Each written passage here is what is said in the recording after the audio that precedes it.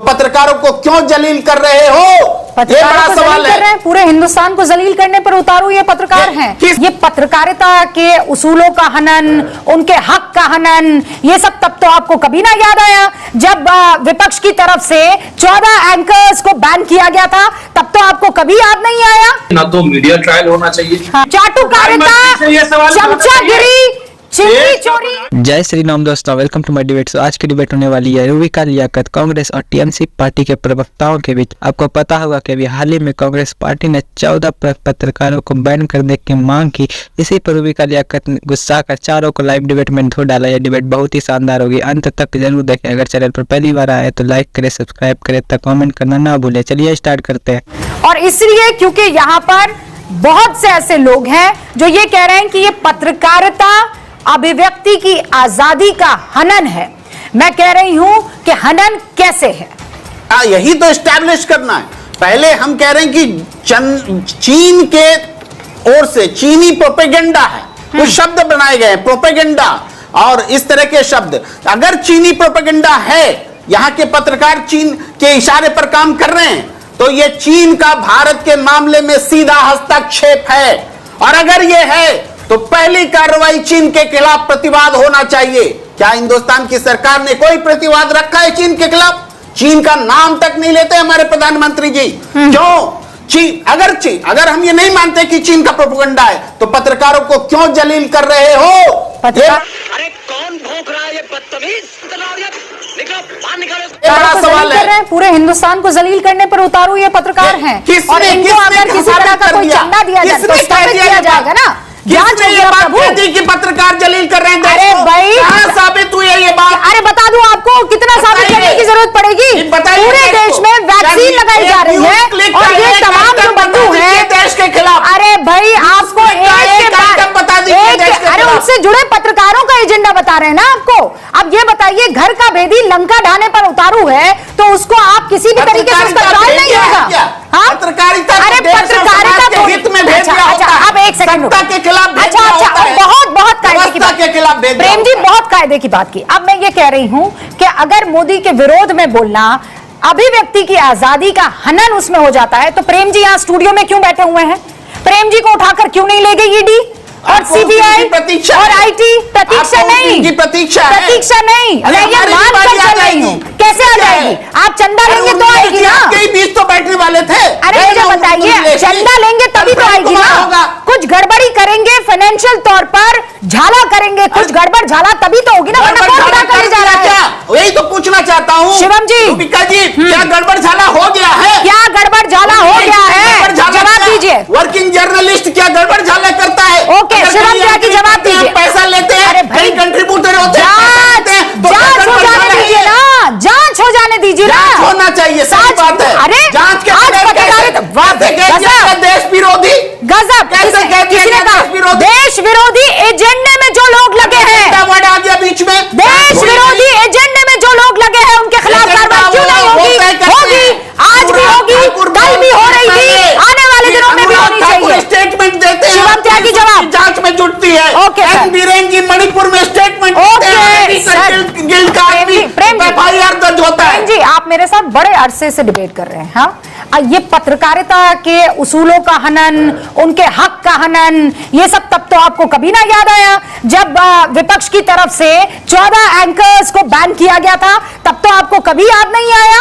तब तो आपके अंदर का खून ऐसे उबाले नहीं मार रहा था। आज बड़ा आप जो है सारा गुबार निकाल रहे हैं। आप प्रेम जी जवाब दीजिएगा, पहले बाकी सारे मेहमान। शिवम त्यागी। Thank you. 2021 में न्यूज क्लिक का जो ऑफिस है उस पर एक रेड हुई थी ईडी की, जिसमें कुछ डिजिटल दस्तावेज, सबूत, कुछ और भी चीजें, कुछ ट्रांजैक्शंस और तमाम चीजें मिली। उन डिटेल्स के बाद पता चला कि न्यूज क्लिक को अप्रॉक्सीमेटली 38 करोड़ रुपए मिले हैं चाइना से 38 करोड़ रुपए का चंदा इन लोगों ने खाया है, जिसमें से 9.5 करोड़ रुपए मिले हैं इनको एफडीआई के थ्रू और अप्रॉक्सीमेटली 28.5 करोड़ रुपए इनको मिले हैं एक्सपोर्ट्स में दिखाकर इन्होंने किया। हालांकि उसके बिल्स भी ये प्रोड्यूस नहीं कर पाए। और तो और उसके बाद फिर जब तमाम तरह की चीजें देखी कि एक्सपेंसेस कहां हुए, तो 1.5 करोड़ रुपए में इनके यहां बिजली का तार ठीक करने वाला इलेक्ट्रिशियन लेता था 1.5 करोड़ रुपए। उसी पर चीजों को आगे बढ़ाया गया और 2023 में आज ये स्थिति है। 2023 में ही अगस्त में भी न्यूयॉर्क टाइम्स ने भी एक रिपोर्ट छापी थी जिसमें कहा गया था कि नेविल रॉय सिंघम जो है चाइना की सीपीसी से मिलकर कहीं ना कहीं प्रोपेगेंडा कर रहा है और वही जो पैसा है ट्रांजैक्ट हो रहा है। 21वीं सदी में जरूरी नहीं है कि आतंकवादी या घुसपैठिया आपके बॉर्डर के नीचे से आएगा। 21वीं सदी में ऐसा जरूरी नहीं है कि बम फेंकने वाला ऊपर से आएगा। 21वीं सदी में ऐसा जरूरी नहीं है कि जो आपके बराबर में गन लेकर खड़ा है वही आपको मारने के लिए खड़ा है। कुछ लोग अलग अलग तरह की चीजें लेकर भी खड़े हैं, कुछ लोग कलम लेकर भी खड़े हैं जिनके लिखने से भी ये देश बर्बाद हो सकता है। मैं मानता हूं ये 21वीं सदी में, बीच में नहीं प्लीज, ये मैं मानता हूं कि 21वीं सदी में ये घुसपैठ है। और उदाहरण के लिए मैं आपको बता देता हूं, न्यूज क्लिक के बेशक चाहे आज कुछ लाख व्यूज क्यों ना बढ़ जाएं, लेकिन ये शो देखने के बाद एक बार जरूर आप उनकी वेबसाइट पर जाइएगा। चाइना का जितना उन्होंने महिमा मंडन किया है और हिंदुस्तान की वैक्सीन पॉलिसी से लेकर, हिंदुस्तान में राफेल डील से लेकर जिस तरीके से हर एक पॉलिसी को क्रिटिसाइज किया गया है और जिस तरीके से चाइना को बढ़ाया गया है, एक बार तो आपको ऐसा लगेगा कि शायद ये माउथपीस ही चाइना का है। ग्लोबल टाइम्स को भी पीछे छोड़ा हुआ है इन लोगों ने। मैं प्रेम जी की परेशानी समझ सकता हूं क्योंकि न्यूज क्लिक से पैसे इनको भी आए बनते हैं चाइना में। प्रधानमंत्री जी बोलते हैं जब देश में न कोई घुसा है न घुसा हुआ है, ये जरूरी है हस्तक्षेप। तब प्रधानमंत्री जी बीच में मत बोलिए, मेरी आवाज बोलते नहीं है। मैं मानता हूं आपके पास पैसा न्यूज क्लिक से डायरेक्ट आया है, आज आप में जोश ज्यादा है, आपका तो फाइनेंशियल लॉस हुआ है, जो बेचारे अंदर बैठे हैं उनको तो मिला, आपको लॉस हुआ और आप बच्चे भी बैठे हैं, तो अभी रुक जाइए ना, मुझे डर समझ में आता है। इससे अगर ये केस अगर जो होता है जर्नलिस्ट के खिलाफ, इसमें प्रेस काउंसिल ने भी कहा, क्या ये पूरे जर्नलिस्ट समुदाय के खिलाफ ये एक गलत एक्शन नहीं होगा? अगर ये मासूम है, अगर ये इल्जाम सही नहीं है, तो इस पे कौशन के साथ आगे चलना चाहिए। ना तो मीडिया ट्रायल होना चाहिए और ना ही जो जिस तरीके से रेड के वक्त में जो इलेक्ट्रॉनिक्स को, गैजेट्स को जो कॉन्फिस्केट किया गया, उसका उन्हें हार्श वैल्यू भी नहीं दिया गया। वैल्यू उससे ये मतलब ये होता है कि जब आप कॉन्फिस्केट कर रहे हो तो उसमें कितना डेटा अवेलेबल है, ये उसका रिकॉर्ड बनाया जाता है ताकि आगे चल करके पुलिस उसको कोई टैंपर ना कर दे, टैंपर करके फंसा ना दे, जो कि हमेशा यही होता है। हमने देखा है ऐसे एग्जाम्पल भरे पड़े हैं तो जहाँ पे कोर्ट जो है पुलिस को लताड़ती है। आपने तो जांच से पहले ही इनको आपने इनोसेंट घोषित कर दिया। आपने तो ये शक जाहिर कर लिया कि हमारी पुलिस, हमारा सिस्टम पूरी तरह से करप्ट है और ये बड़े पाक साफ है।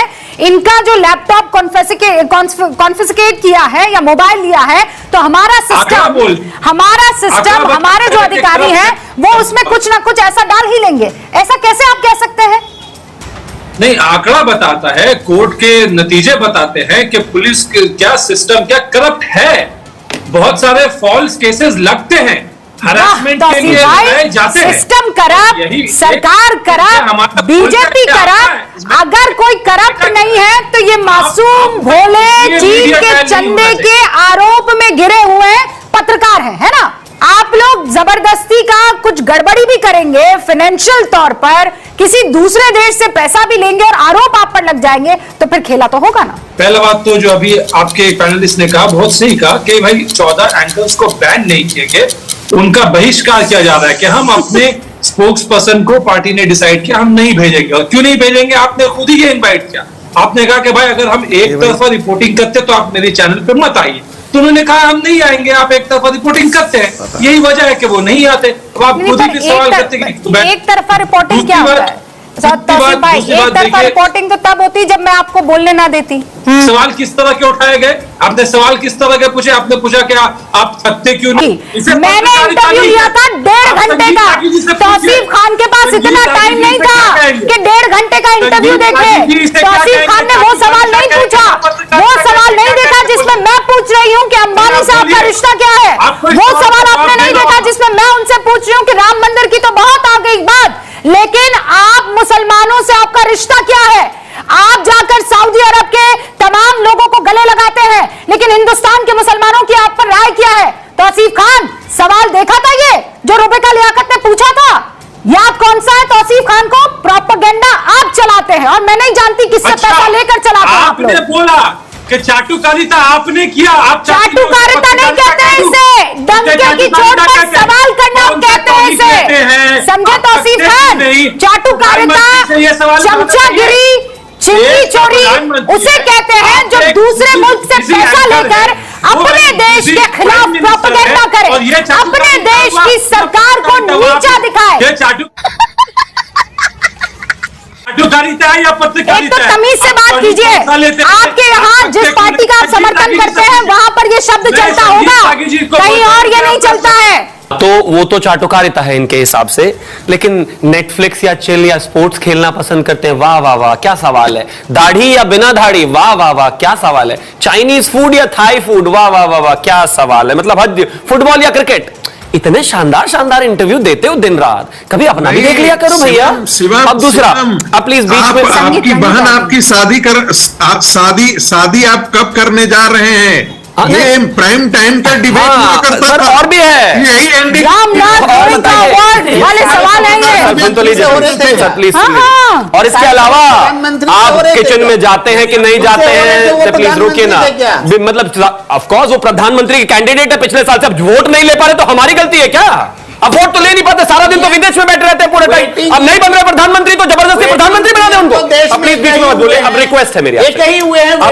अब मेरी रिक्वेस्ट है आपसे। दूसरा, बैन यूपीए वालों के, बैन घमंडिया वालों के, बैन कांग्रेस वालों के खून में है। मैं एग्जांपल देता हूं 2-3। इस देश में ऐसा कभी नहीं हुआ।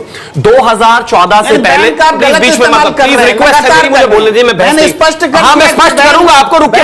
बोलने देंगे तभी तो स्पष्ट करूंगा ना, रुकिए। वो इनके डीएनए में है। इस देश में 2002 के बाद मेरे देश के प्रधानमंत्री को डीडी न्यूज गुजरात ने 10 साल बैन रखा था।